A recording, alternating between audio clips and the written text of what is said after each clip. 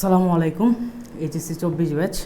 তো ইতিমধ্যে তোমাদের পাবলিক ইউনিভার্সিটির সবগুলো পরীক্ষা অলমোস্ট শেষ হয়ে গেছে। তো এখন অনেকে টার্গেট থাকবে পাবলিকের পরে প্রাইভেট ইউনিভার্সিটিগুলো। তো আজকে আমি এই ক্যাটাগরি প্রাইভেট ইউনিভার্সিটিগুলোর মধ্যে একটি ইউনিভার্সিটিকে চুজ করেছি।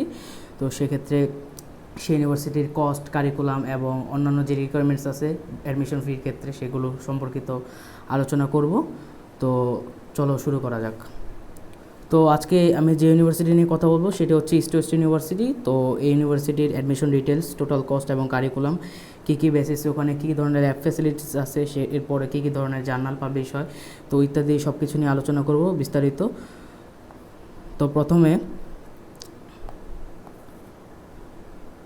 অ্যাডমিশনের রিকোয়ারমেন্টস বা অ্যাডমিশন টেস্টে কী রিকোয়ারমেন্টস আছে সেগুলো নিয়ে আলোচনা করব। তো প্রথম ক্ষেত্রে যেটা নিয়ে আলোচনা করব সেটা ব্যাচেলর অফ ফার্মেসি ব্যতীত বাকি যে ইঞ্জিনিয়ারিং সাবজেক্টগুলো আছে তাদের ইঞ্জিনিয়ারিং, সায়েন্স অফ ইঞ্জিনিয়ারিং ফ্যাকাল্টির ভিতরে, তো সেগুলো নিয়ে আলোচনা করব। তো প্রথমে এসএসসি এবং এইচএসসি, যারা জেনারেল বোর্ড থেকে এসএসসি এবং এইচএসসি পরীক্ষা দিয়েছে তাদের মিনিমাম জিপিএ রিকোয়ারমেন্টস লাগবে 3.00, বোথ এসএসসি এবং এইচএসসি দুটোতে, এবং যারা ডিপ্লোমা হোল্ডার আছে তাদের ক্ষেত্রে সেটা রিকোয়ারমেন্টস হচ্ছে 2.40, যে 2.40 এখানে লেখা আছে।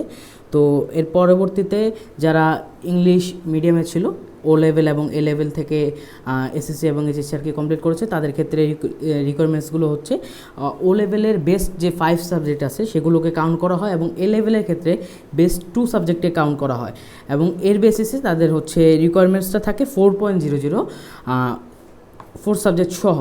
এবং ইয়ার ক্ষেত্রে কি বলে দেন তাদের আবার 3.50 রিকোয়ারমেন্টস, বাকি যে 3টা সাবজেক্ট ছিল 4টা সাবজেক্টের ক্ষেত্রে আমাদের রিকোয়ারমেন্টস থাকবে 4.00, এবং দ্য আদার সাবজেক্টস মানে আদার যে 3টা সাবজেক্ট রয়েছে তার ক্ষেত্রে রিকোয়ারমেন্টস আমাদের 3.50 থাকবে। তো এর পরবর্তীতে এগুলোর সাথে অ্যাডমিশন টেস্টের স্কোর এবং এগুলো কাউন্ট করে টোটাল আর কি মেরিট স্কোরটা দেওয়া হয়। তো প্রথমত আমরা এখানে দেখতে পাচ্ছি যে আমাদের রিকোয়ারমেন্টস এখানে হচ্ছে প্রথমে এসএসসি, দেন এইচএসসি, দেন অ্যাডমিশন স্কোর।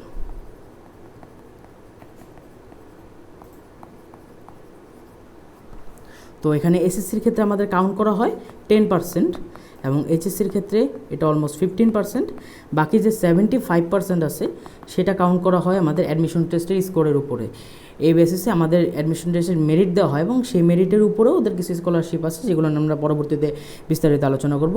তো এটা গেল আমাদের সায়েন্স অফ ইঞ্জিনিয়ারিংয়ের প্রথম সাবজেক্টগুলোর ক্ষেত্রে, except bachelor of pharmacy. Bachelor of ফার্মেসির ক্ষেত্রে রিকোয়ারমেন্টসটা হচ্ছে আমাদের টোটাল 8 থাকার লাগবে। এগুলোর ক্ষেত্রে যেরকম আমরা দেখেছিলাম যে এসএসসি এবং এইচএসসিতে মিলে হচ্ছে আমাদের থাকার লাগবে 6, কিন্তু ব্যাচেলর অফ ফার্মেসির ক্ষেত্রে আমাদের রিকোয়ারমেন্টটা বেড়ে 8, এবং সেক্ষেত্রে অবশ্যই আমাদের কেমিস্ট্রি এবং বায়োলজির ক্ষেত্রে যে 5-এর স্কেল রয়েছে জিপিএ, সেটার মধ্যে আমাদের 3.50 মাস্ট থাকা লাগবে কেমিস্ট্রি এবং বায়োলজির ক্ষেত্রে, এবং ফিজিক্স আর ম্যাথের ক্ষেত্রে তার রিকোয়ারমেন্টস হচ্ছে 3, এটা মাস্ট থাকা লাগবে। এবং এই ব্যাচেলর অফ ফার্মেসির কথা বলি, এবং বাকি যে ইঞ্জিনিয়ারিং সাবজেক্ট আছে সবগুলোর ক্ষেত্রে আমাদের টোটাল যে ইঞ্জিনিয়ারিংয়ের যে পিওর সাবজেক্টগুলো ফিজিক্স, কেমিস্ট্রি, ম্যাথ, বায়োলজি সবগুলো থাকা লাগবে। কেউ যদি বায়োলজি স্কিপ করে অন্যান্য যেমন কী বলে পরিসংখ্যান, তারপরে হচ্ছে কী বলে আর্ট রিলেটেড কিছু সাবজেক্ট আছে, অনেকে এগুলো নিয়ে থাকে, তো সেগুলো নিলে হবে না। অনেকে কৃষি শিক্ষা নিয়ে থাকে, এগুলো নিলে হবে না। তো এর পরবর্তীতে আমরা সায়েন্স এবং ইঞ্জিনিয়ারিংয়ের যে সাবজেক্টগুলো এখানে পড়ানো হয় সেগুলো নিয়ে আলোচনা করব। তো প্রথমে আমাদের এখানে দেখতে পাচ্ছি যে কম্পিউটার সায়েন্স অ্যান্ড ইঞ্জিনিয়ারিং, তারপরে electrical and electronics engineering triple E, তারপরে GEB genetical engineering and biotechnology, department of pharmacy, department of civil engineering and department of mathematical and physical sciences. মানে এখানে ম্যাথমেটিক্স এবং ফিজিক্সের উপরেও আমাদের করা যায়, কী বলে অনার্স করা যায়, কমপ্লিট করা যায়। তো এখানে এরপর আছে ফুল কস্টিং ডিটেলস। ফুল কস্টিং ডিটেলসে যাওয়ার পূর্বে আমাদের যে জিনিসটা দেখার লাগবে যে এখানে পার ক্রেডিটের হিসাব, অনেকে ক্রেডিটের হিসাবগুলো বোঝে না, যে ক্রেডিট কীভাবে কাউন্ট করা হয় বা ক্রেডিটের উপরে কীভাবে আমাদের কোর্সগুলো দেওয়া হয় আর কি। যেমন একটা সাবজেক্টের ক্রেডিট থাকে 3, আর একটা সাবজেক্টের ক্ষেত্রে সেই ক্রেডিট হয়ে যায় 4, আবার ল্যাবের বেসিসে যে সাবজেক্টগুলো থাকে সেগুলো ক্রেডিট থাকে কম। তো এখানে যেভাবে কস্টিংটা ওদের দাঁড়ায়, ওদের প্রত্যেকটা ক্রেডিট ফি, যেমন আমাদের ফার্মেসি ব্যতীত ফার্মেসির ক্ষেত্রে অলমোস্ট 7K 7,000 টাকার মতো লাগে প্রত্যেক ক্রেডিটে, এবং বাকি ইঞ্জিনিয়ারিং সাবজেক্ট যেগুলো আছে এক্সেপ্ট ম্যাথমেটিক্স এবং ডাটা সায়েন্স এগুলো ব্যতীত বাকি অলমোস্ট সবগুলোর ক্ষেত্রে আমাদের 6,000 টাকা করে লাগে হচ্ছে ক্রেডিট ফি। তো এখানে আমরা প্রথমে যদি আইসি প্রোগ্রাম এবং সিএসসি প্রোগ্রামের দিকে লক্ষ্য করি তাহলে দেখতে পাবো যে টোটাল ক্রেডিট ইউনিভার্সিটির টোটাল ক্রেডিট হচ্ছে 140 অলমোস্ট 140টা ক্রেডিট তোমাকে 4 বছরে শেষ করতে হবে, এবং প্রত্যেকটা ক্রেডিটের ক্ষেত্রে আমাদের ফি হচ্ছে 6,000 টাকা করে। এখন সেই ক্ষেত্রে টোটাল টিউশন ফিস ক্রেডিটের উপর বেস করে আমাদের দাঁড়ায় অলমোস্ট 8,34,000 টাকার মতো, এবং এক্সট্রা আমাদের যেগুলো অ্যাড হবে সেগুলো হচ্ছে 52,788 যেটা দেওয়া সেটা হচ্ছে ল্যাব অ্যাক্টিভিটিস ফি, এবং অ্যাডমিশন ফি যেটা এককালীন নেওয়া হয় এটা পরবর্তীতে আর অ্যাড হয় না, সেটা হচ্ছে অলমোস্ট 20K 20,000 টাকা, এটা হচ্ছে রিফান্ডেবল না। তো এখানে গ্র্যান্ড টোটাল দেওয়া আছে একটা অলমোস্ট 9,67,000 টাকার মতো, 9,06,000 টাকার মতো আর কি। তো এখানে 9,06,000 টাকার মতো এটা হচ্ছে গ্র্যান্ড টোটাল দেওয়া আছে। এর উপরেও এছাড়াও বিভিন্ন ধরনের হিডেন ফিস আছে বা কস্ট আছে যেগুলো আর কি এখানে উল্লেখ করা থাকে না, তবে তার পরিমাণ খুব একটা বেশি হয় না, সেটা ইউনিভার্সিটির অ্যাডমিশন অফিসে আর কি গেলে সেটা আরও বেটার জানতে পারবা তোমরা। তো এক্ষেত্রে ক্রেডিটের যে হিসাবটা সেটা আমি তোমাদেরকে বোঝানোর চেষ্টা করি। যেমন একটা সেমিস্টার ধরো ফার্স্ট সেমিস্টারে তোমার ক্রেডিট হচ্ছে অলমোস্ট তুমি 12 ক্রেডিট নিয়েছো, তো 12 ক্রেডিট নেওয়ার পরে সেক্ষেত্রে তোমার 12 ক্রেডিটের সাথে এখানে অ্যাড হবে 6,000 টাকা, যেহেতু পার ক্রেডিট 6,000 টাকা। তো তোমার সেক্ষেত্রে অলমোস্ট যে অ্যামাউন্টটা আসবে, যে টোটাল অ্যামাউন্টটা এখান থেকে আসবে সেটার সাথে তোমার ল্যাব অ্যাক্টিভিটিস যে ফি সেটা অ্যাড হবে, এছাড়া কোনো স্টুডেন্ট অ্যাক্টিভিটি ফি থাকলে সেটা অ্যাড হবে, এবং লাস্টলি আমরা যেটা দেখেছিলাম যে হিডেন ফিস কোনো সেমিস্টারে থাকলে সেটাও অ্যাড হবে। মানে টোটাল অলমোস্ট যে 80% কস্ট সেটা হচ্ছে তোমার ক্রেডিট ফির ভিতরে চলে যাবে।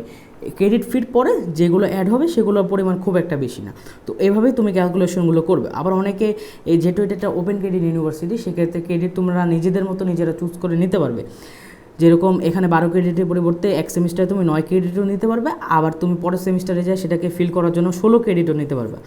তো এরকমভাবে আর কি এখানে হিসাবটা করা হয়। তো এরপর আমরা ব্যাচেলর অফ ফার্মেসির ক্ষেত্রে আসি। ব্যাচেলর অফ ফার্মেসির ক্ষেত্রে আমাদের যেহেতু এটা বড় একটা লং কোর্স এবং এটা অলমোস্ট 4 ইয়ার্স না, এটা 5 ইয়ার্সের কোর্স হয়ে থাকে।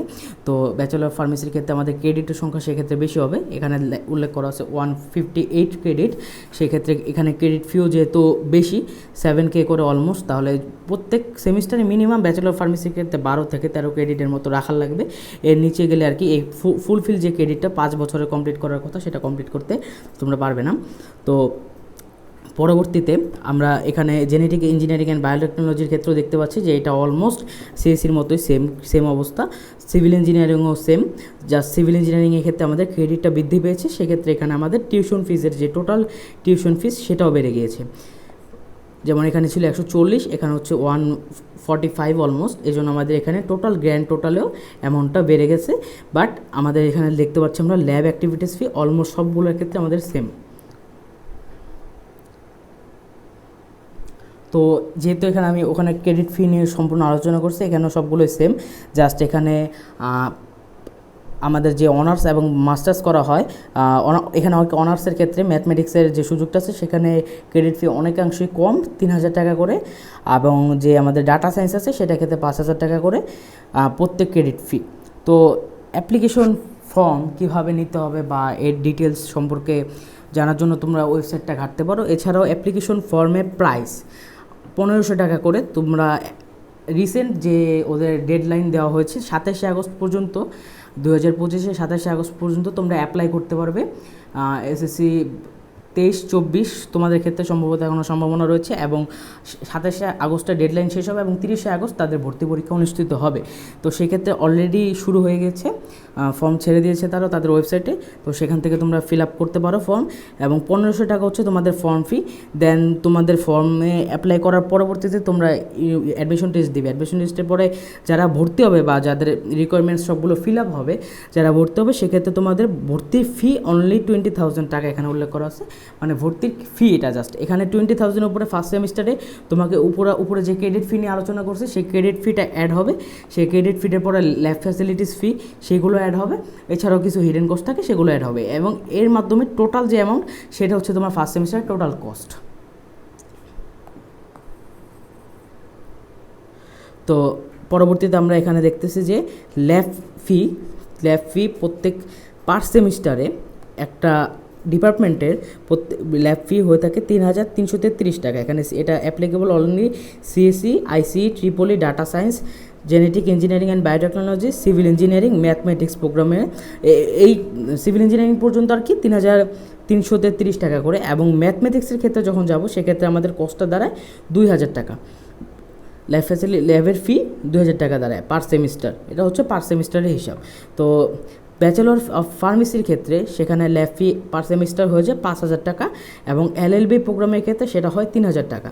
এই দুটো প্রোগ্রামের ক্ষেত্রে যে সামনে যে ডেডলাইনের কথা বললাম এক্সাম হবে, এখানে এই দুটো সাবজেক্টের এক্সাম হয় না, এগুলো ওরা আলাদাভাবে নেয়। তো সেটা ওদের ওয়েবসাইটে ওরা আপডেট দিয়ে থাকে। তো পরবর্তীতে আমরা এখানে দেখতে পাচ্ছি যে স্টুডেন্ট অ্যাক্টিভিটি ফি প্রত্যেক স্টুডেন্টের পার সেমিস্টারে 1,600 টাকা করে পার সেমিস্টারে নেওয়া হয়। এটা এলএলবি প্রোগ্রাম ছাড়া বাকি যে ডিপার্টমেন্টগুলো আছে সেগুলোর ক্ষেত্রে 1,600 টাকা করে নেওয়া হয়। এলএলবি প্রোগ্রামের ক্ষেত্রে এখানে কোনো কস্ট নেওয়া হয় না, এবং অল আদার যে প্রোগ্রাম, যে বাকি প্রোগ্রামগুলো আছে সেগুলোর ক্ষেত্রে 1,066 টাকা করে পার সেমিস্টার আমাদের স্টুডেন্ট অ্যাক্টিভিটি ফি নেওয়া হয়। এবং ডকুমেন্ট ভেরিফিকেশন আছে, এদিকে ডকুমেন্ট ভেরিফিকেশন অনেকের ফ্রিডম ফাইটার কোটা থাকে, অনেকের মেরিটোরিয়াস বা পূর্ববর্তী রেজাল্ট আছে তার উপরে অনেককে ওয়েভার দেওয়া হয় আর কি, এবং অনেককে সিজিপির বেসিসের ওয়েভার দেওয়া হয়। তো এগুলো ডকুমেন্ট ভেরিফিকেশনের জন্য প্রত্যেক সেমিস্টারে কোনো ফি থাকতে বা বিগিনিংয়ে ইউনিভার্সিটি অ্যাডমিশনের বিগিনিংয়ে কিছু ফি থাকে, সেগুলো আর কি অ্যাড হবে। তো পরবর্তীতে যে স্কলারশিপগুলো দেওয়া হয় এসএসসি এবং এইচএসসি ইকুইভ্যালেন্ট রেজাল্টের উপরে এবং সিজিপির উপরে, তা নিয়ে আমরা এখানে আলোচনা করব। তো প্রথমে আমরা দেখতে পাচ্ছি যে ক্যান্ডিডেটস যাদের এসএসসি এবং এইচএসসি বোথ এক্সামে A+ আছে উইথ মানে 4 সাবজেক্ট সহ, যাদের ইনক্লুডেড 4 সাবজেক্ট যাদের A+ আছে তাদের ক্ষেত্রে 100% টিউশন ফি মেরিট স্কলারশিপটা দেওয়া হয়। এবং সেক্ষেত্রে এই জিনিসটাকে কন্টিনিউ যদি করতে হয় তাহলে সেক্ষেত্রে আমাদের প্রত্যেক সেমিস্টারে সিজিপি রিকোয়ারমেন্টস হচ্ছে 3.50। সো ওর যদি 100% যে টিউশন ফি স্কলারশিপটা আছে এটা যদি কন্টিনিউ করতে হয়, কোনো সেমিস্টারে 3.50 নিচে বা বিলো পাওয়া যাবে না, এটা সমান বা এটার চেয়ে আপগ্রেড রাখা লাগবে প্রত্যেক সেমিস্টারের ক্ষেত্রে। এবং আরেকটা যে রিকোয়ারমেন্টস আছে সেটা হচ্ছে যে প্রত্যেক সেমিস্টারে অ্যাটলিস্ট 3টা করে কোর্স নিতে হবে। সে যে ডিপার্টমেন্টের স্টুডেন্ট 3টা কোর্স অলমোস্ট নিতে হবে, সেটা হচ্ছে এলএলবি এবং ফার্মেসি ব্যতীত 3টা যদি কোর্স নেয় তাহলে 3টা কোর্সের যদি ক্রেডিট সংখ্যা আমাদের 3 করে হয় তাহলে হচ্ছে 9 credit. So minimum 9 credit each semester তাদের কন্টিনিউ করতে হবে। এবং সেটা যদি আমাদের ফার্মেসি বা এলএলবি প্রোগ্রামের ক্ষেত্রে যায় তাহলে সেক্ষেত্রে আমাদের 4টা কোর্স নিতে হবে অলমোস্ট, কারণ এখানে 12 ক্রেডিটের নিচে নেওয়া যাবে না, যেহেতু ক্রেডিট সংখ্যা এখানে বেশি, অলমোস্ট 158। তো সেক্ষেত্রে এখানে আমাদের 12 ক্রেডিট করে প্রত্যেক সেমিস্টারে কন্টিনিউ করতে হবে।